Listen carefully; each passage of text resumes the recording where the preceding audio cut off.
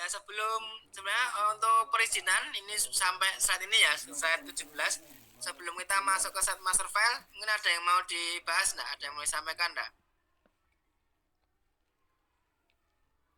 Mengenai perizinan. Jadi sekali lagi ya nanti kalian bisa jadi ya bekerja itu mengurusi perizinan ya, mengurusi perizinan. Mungkin misalnya kalian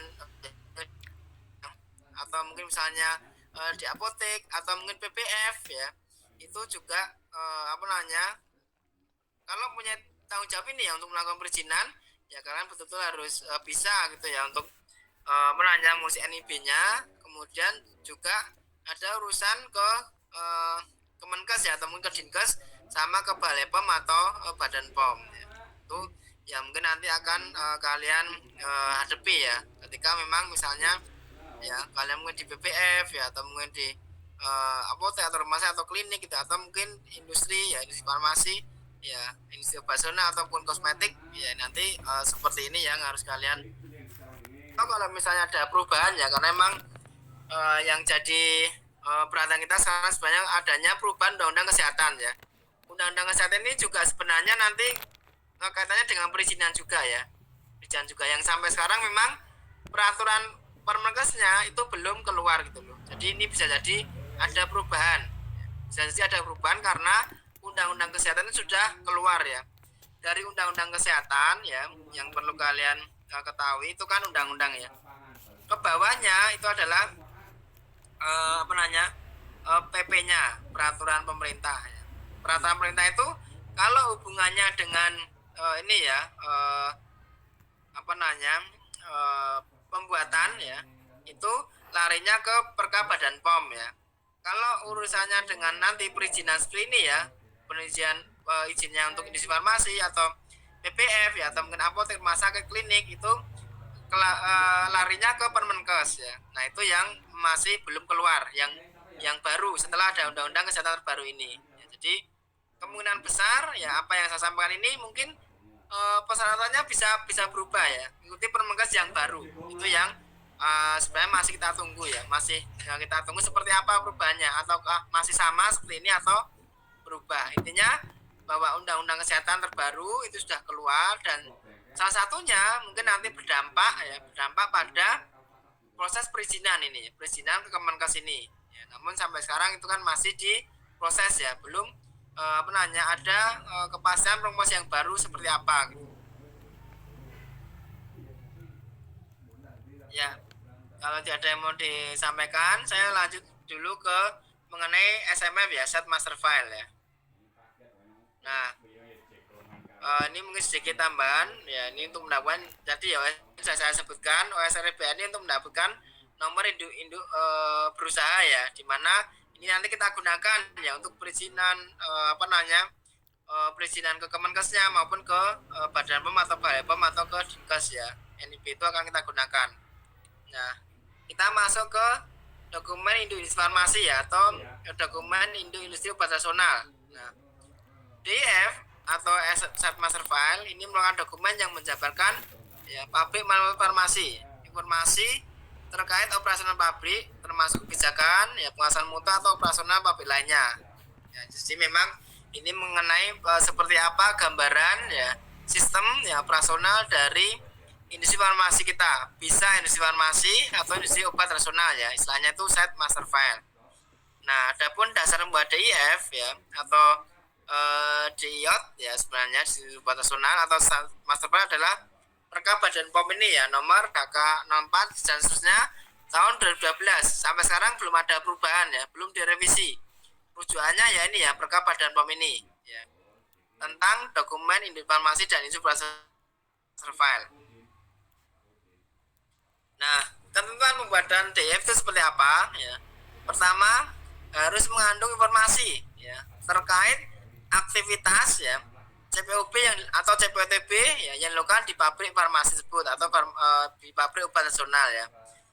Kedua ya dokumen induk ini harus mengandung informasi cukup tapi tidak terlalu banyak. Nah ini dibatasi ya hanya 25 sampai 30 halaman ya, ini termasuk semua lampiran jadi jumlah halamannya hanya boleh maksimal 30 halaman ini itu sudah termasuk lampirannya.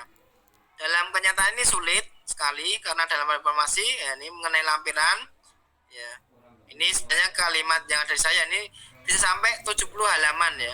Itu karena lampirannya ada cukup banyak. Tapi intinya dari bab-bab yang nanti disebutkan ya, dijelaskan mengenai sistem industri itu harus maksimal dalam 30 halaman ya. Dan ini ada di slide berikutnya ya. Jadi maksimal 30 halaman. Kemudian layout ruangan dan gedung farmasi itu harus disertakan ya, sini dilampirkan gitu ya layoutnya. Kemudian layout dan desain harus jelas dan dapat dibaca ketika di kertas A4. Jadi kertas untuk sat master file ini tentunya ada 4 ya, A4 harus A4 ya, tidak boleh legal atau F4 seperti itu. Kemudian dokumen merupakan bagian dari semutu ya, di farmasi ya, sehingga diperlukan seperti dokumen mutu lainnya ya, seperti mempunyai nomor registrasi, tanggal edisi. Jadi memang harus ada nomor dokumennya, nomornya berapa gitu ya, tanggal berlakunya kapan ya, seperti itu. Kemudian tuh revisi ke berapa itu harus disebut di set master file ya, di dokumen ini SMF ini. Kemudian dokumen harus selalu terkini dengan semangat pas dalam pabrik. Jadi memang DIF atau diod itu harus menggambarkan operasional dari sistem aktivitas di pabrik ya, seperti itu. Nah, apa aja yang harus kita cantumkan, aktas apa aja yang harus cantumkan. Nah, tadi mungkin ada yang mengenai produksi ya, pengawasan mutu. Nah, inilah lengkapnya ya. Jadi bagaimana di set master file ya, atau DIF atau diod itu pertama harus ada informasi umum. Informasi umum itu isinya ya, nama pabriknya apa ya, alamatnya di mana, nomor telepon berapa yang bisa dihubungi 24 jam itu ya. Kemudian mungkin alamat kantornya di mana, itu disebut di informasi umum ini. Kemudian sistem manajemen mutunya siapa ya, sistem manajemen mutunya siapa di industri obat atau personal ini. Nah, itu harus dijelaskan di bab set sistem manajemen mutu. Kemudian berikutnya personalia, itu harus juga dijelaskan seperti apa ya, penerapan bab personalia di industri kita, itu harus dijelaskan di SMF. Kemudian juga bangunan dan peralatan ya, itu harus juga dijelaskan seperti apa bangunan yang ada di kita dan alatnya apa saja, itu harus disebutkan di SMF. Dokumentasi ya, dokumentasi apa saja ya, itu harus dijelaskan di SMF juga ya. Produksinya bagaimana ya, dari mulai bahan kita terima, kemudian mungkin nanti akan diolah ya, ditimbang, diolah, dikemas, mau disimpan, kemudian mungkin akan didistribusikan, itu seperti apa ya gambarannya, aktivitasnya itu harus disebutkan di set master file ya. Kemudian pengawasan mutunya seperti apa, dari pengawasan mutu mulai bahan kita terima ya, ketika disimpan ya, pengawasan mutu ketika proses pengolahan, pengemasan ya, termasuk pengawasan mutu ketika di gudang jadinya, ketika mau dikirim ya, distribusikan, itu harus dijelaskan dalam set master file juga. Kemudian aktivitas di industri kita, bagaimana distribusinya, bagaimana kita menangani keluhan dari konsumen atau dari pasien atau dari distributor, bagaimana kita melakukan proses penarikan kembali produk ya, apabila produk itu misalkan sudah kadaluarsa, itu juga harus dijelaskan di set master file. Nah, terakhir ya, bagaimana kita melakukan isolasi diri di tempat industri kita, itu juga harus dijelaskan di set master file ini atau DIF atau diod ini. Nah, seperti itu ya yang perlu saya jelaskan mengenai detail dari set master file ya. Kalian bisa download perkap badan umum ini, nomor ini ya, yang saya set yang kembali saya buka ya. Itu detailnya dari situ ya, itu ada di websitenya Badan POM ya. Nah, nanti kalian detailnya bisa lebih download dari situ, perkap Badan POM yang ada di websitenya Badan POM ya. Itu mungkin yang perlu saya sampaikan mengenai perizinan farmasi ya, perizinan industri farmasi baik iot ya, obat maupun kosmetik. Kemudian yang kedua mengenai SMF, set master file, yang memang harus kita buat, harus kita adakan kaitannya dengan industri yang tempat kita bekerja. Barangkali ya nanti kalian bekerja ya, punya tanggung jawab untuk mengurusi izin industri ini, atau kalian punya tugas untuk membuat set master file ya. sehingga kalian ada gambaran ya, ada gambaran apa yang harus kalian lakukan ya. Ya, ada yang mau disampaikan enggak?